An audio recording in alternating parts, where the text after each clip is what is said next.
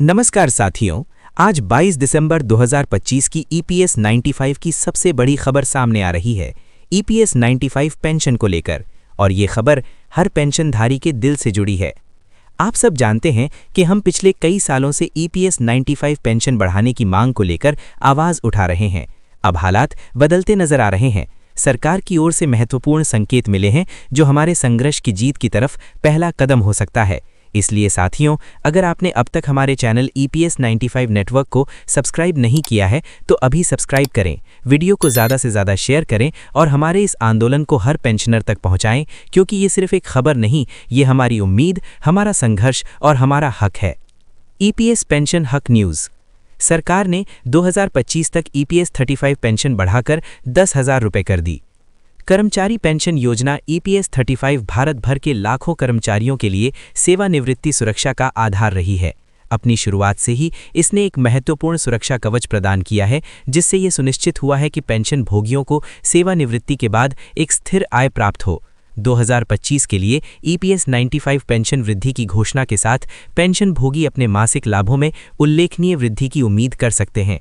ये विकास उन सेवानिवृत्त व्यक्तियों के जीवन की गुणवत्ता में सुधार का वादा करता है जो इन पेंशन पर बहुत अधिक निर्भर हैं। इस लेख में हम इस वृद्धि के विवरण, इसके निहितार्थों और पेंशन भोगियों के लिए ये कदम क्यों महत्वपूर्ण है, इस पर चर्चा करेंगे।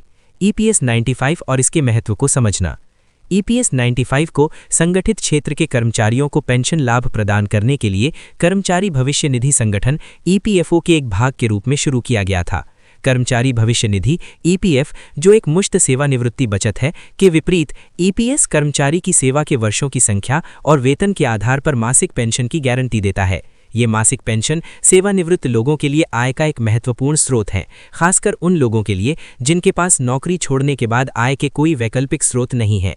ईपीएस 95 के तहत पेंशन राशि की गणना एक सूत्र के आधार पर की जाती है जो पेंशन योग्य वेतन और पेंशन योग्य सेवा वर्षों को ध्यान में रखता है।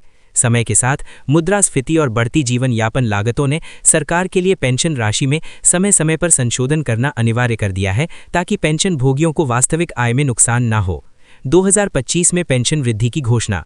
पेंशन भोगियों की मांगों और जीवन यापन की बढ़ती लागत के मद्देनजर सरकार ने 2025 से ईपीएस 95 पेंशन राशि में वृद्धि की घोषणा की है। कारकों, मुद्रास्फीति दरों और ईपीएफओ की वित्तीय स्थिति पर सावधानीपूर्वक विचार करने के बाद किया गया है। पेंशन वृद्धि का उद्देश्य पेंशन भोगियों को बेहतर वित्तीय सुरक्षा और बेहतर क्रय शक्ति प्रदान करना है। ये वृद्धि हाल के वर्षों में सबसे महत्वपूर्ण संशोधनों में से एक होने की उम्मीद है, जो वरिष्ठ नागरिकों और सेवानिवृत्त कर्मचारियों के समर्थन के लिए सरकार की प्रतिबद्धता को दर्शाती है। इस कदम को श्रमिकों के योगदान को मान्यता देने तथा ये सुनिश्चित करने की दिशा में एक सकारात्मक कदम के रूप में देखा जा रहा है कि वे अपनी सेवानिवृत्ति के वर्षों को सम्मानपूर्वक जी सकें। पेंशन वृद्धि का पेंशन भोगियों पर क्या प्रभाव पड़ेगा? पेंशन भोगियों के लिए ईपीएस 95 पेंशन में वृद्धि का अर्थ है हर महीने अधिक व्यय योग्य आय। ये अतिरिक्त आय बढ़ती स्वास्थ्य देखभाल लागत, मुद्रास्फीति के संबंधित मूल्य वृद्धि और दैनिक खर्चों को पूरा करने में मदद कर सकती है। कई पेंशन भोगी निश्चित आय पर जीवन यापन करते हैं और आवश्यक वस्तुओं और सेवाओं की कीमतों में लगातार वृद्धि के कारण अपने खर्चों का प्रबंधन करना उनके लिए चुनौतीपूर्ण होता है। इस वृद्धि के साथ पेंशन भोगियों के पास इन वित्तीय आवश्यकताओं को अधिक आराम से पूरा करने के लिए एक सहारा होगा। इसके अलावा इस वृद्धि से सेवानिवृत्त लोगों के बीच वित्तीय तनाव कम होने और उनके समग्र कल्याण और मानसिक स्वास्थ्य में सुधार होने की उम्मीद है। उच्च पेंशन का आश्वासन वित्तीय प्रबंधन की चिंताओं को कम कर सकता है और पेंशन भोगियों को अपनी सेवानिवृत्ति का अधिक पूर्ण आनंद लेने में सक्षम बना सकता है। पेंशन वृद्धि से व्यापक अर्थव्यवस्था को भी लाभ होता है। उच्च आय वाले पेंशन भोगी वस्तुओं और सेवाओं पर अधिक खर्च करने की संभावना रखते हैं, जिससे स्थानीय व्यवसायों को बढ़ावा मिलता है और आर्थिक विकास में योगदान मिलता है। इस बढ़े हुए खर्च का उन समुदायों पर सकारात्मक प्रभाव पड़ सकता है जहां सेवानिवृत्त लोगों की संख्या अधिक है। पेंशन वृद्धि को प्रभावित करने वाले कारक। पेंशन वृद्धि की सीमा निर्धारित करने में कई कारकों ने भूमिका निभाई। मुद्रास्फीति एक प्रमुख विचारणीय बिंदु है, क्योंकि ये निश्चित आय की क्रय शक्ति को कम करती है। मुद्रास्फीति के साथ तालमेल बिठाने के लिए पेंशन को समायोजित करके सरकार ये सुनिश्चित करती है कि सेवानिवृत्त लोग अपने जीवन स्तर को बनाए रखें। एक अन्य कारक ईपीएफओ की वित्तीय स्थिरता है। बढ़ी हुई पेंशन भुगतान को बनाए रखने की इस निधि की क्षमता इसके निवेश प्रदर्शन और वर्तमान कर्मचारियों व नियोक्ताओं के योगदान पर निर्भर करती है।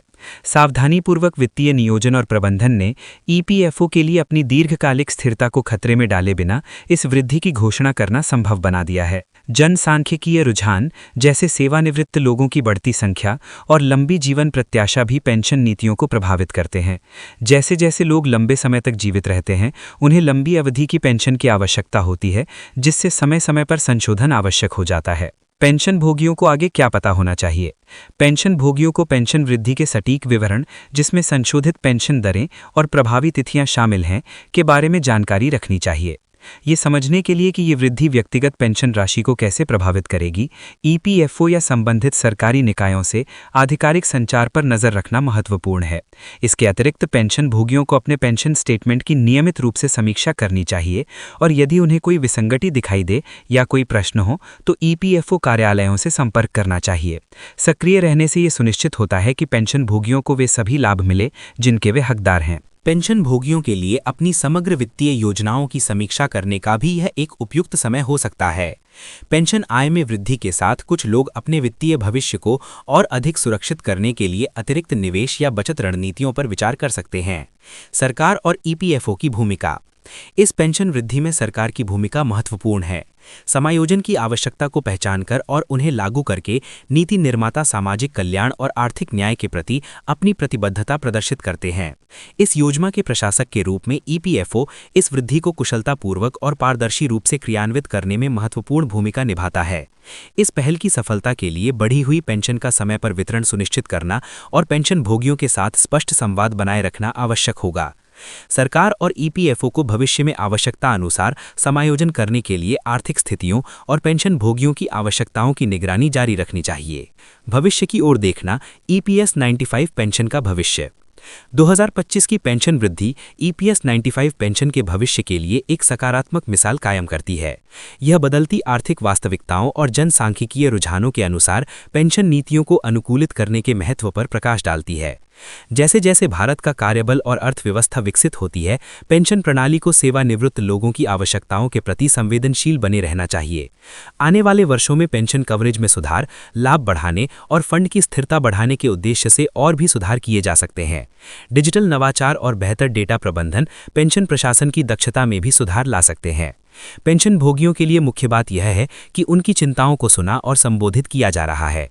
यह वृद्धि केवल धन के बारे में नहीं है, यह सम्मान, गरिमा और देश के विकास में योगदान देने वालों के लिए एक सुरक्षित और आरामदायक सेवानिवृत्ति सुनिश्चित करने के बारे में है।